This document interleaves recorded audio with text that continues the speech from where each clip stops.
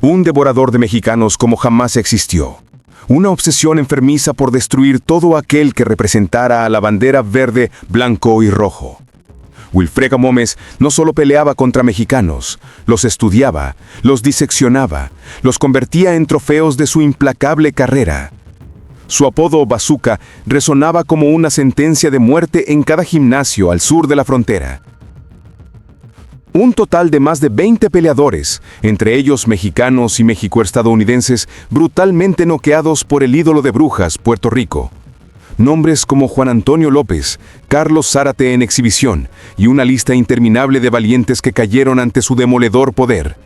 Gómez no solo ganaba, destruía, no solo vencía, humillaba. Cada knockout era un mensaje. Ningún mexicano estaba a su altura. Pero Wilfredo Gómez tenía otra gran obsesión que lo consumía día y noche.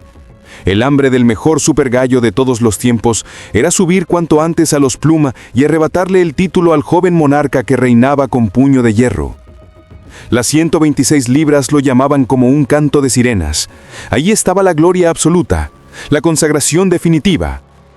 Su debut en las 126 libras fue exitoso al vencer convincentemente a Raúl Silva, demostrando que su poder trascendía las categorías.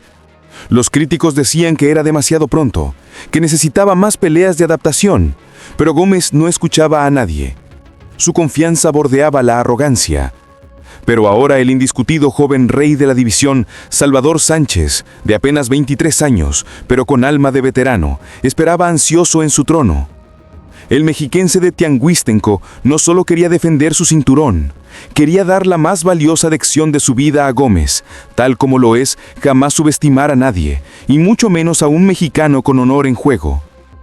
La tensión previa al combate era eléctrica. Gómez llegaba con 32 victorias y 32 knockouts, un récord perfecto de destrucción. Sánchez, invicto con 40 peleas y 30 knockouts, representaba todo lo que el boricua había jurado destruir. La prensa lo llamaba la pelea del siglo en las 126 libras. No se equivocaban. Guerreros y guerreras, saquen las armaduras y que comience el duelo. La batalla comenzó intensa desde los primeros segundos. Gómez salió con su tradicional agresividad, buscando imponer el mismo terror que había sembrado en sus anteriores víctimas mexicanas. Pero Sánchez no retrocedió ni un centímetro. El público en el Caesars Palace rugía anticipando la masacre. Hasta que llegaron dos cruzados perfectamente ejecutados del de Tianguistenco, lanzados con precisión quirúrgica para mandar a la lona a Gómez por primera vez en su carrera. El golpe resonó en todo el recinto como un trueno. El invencible Bazooka estaba en la lona. El mundo del boxeo contenía la respiración. El mexicano, sacando provecho del aturdimiento del boricua, lo castiga con gran cantidad de ganchos al hígado y volados que de milagro no lo volvieron a mandar al suelo. Gómez se cubrió como pudo. Sus piernas temblaban, sus ojos mostraban confusión. El plan perfecto que había trazado se desmoronaba en menos de 3 minutos. La energía y la rabia controlada de Salvador Sánchez siguió dominando durante los primeros rounds. No era furia ciega, era violencia calculada. Cada golpe tenía un propósito. Cada combinación buscaba un objetivo específico, impactos secos al cuerpo que sacaban el aire de los pulmones del boricua y uppercuts a la quijada le entraban en seco a un Wilfredo Gómez que por primera vez en su vida lucía perdido, sin saber qué demonios hacer ante un mexicano que no se dejaba intimidar. En la esquina, el equipo de Gómez gritaba instrucciones desesperadas. ¡Muévete! ¡No te quedes en el mismo lugar! Pero Sánchez era como una sombra. Siempre ahí, siempre presionando, siempre castigando. El segundo round fue más de lo mismo, dominación azteca. El tercer asalto mostró a un Gómez intentando recomponerse, tratando de encontrar su distancia, ese rango mágico donde su poder era letal. Pero Sánchez ajustaba constantemente, negándole espacio, sofocándolo con su trabajo al cuerpo. Pero el boricua, campeón no por casualidad, poco a poco fue ganando más terreno en los rounds 4 y 5.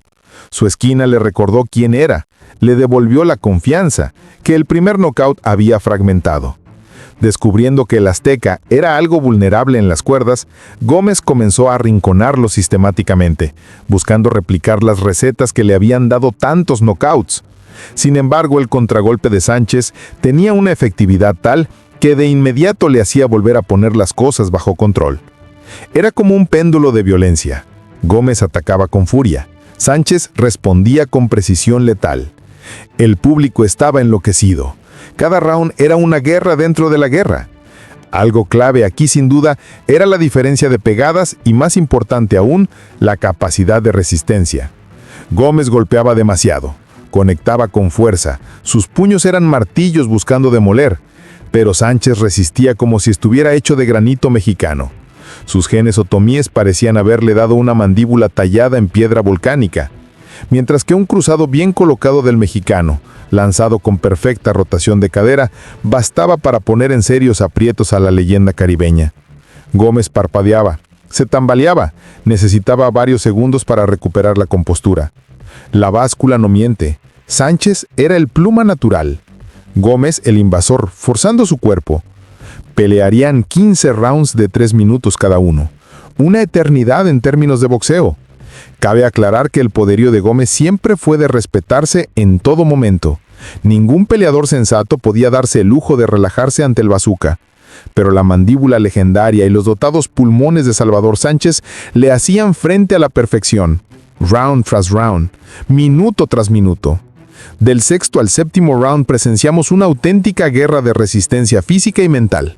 No estábamos viendo ajedrez sobre el ring. Nada de defensa elaborada, nada de estrategia técnica sofisticada.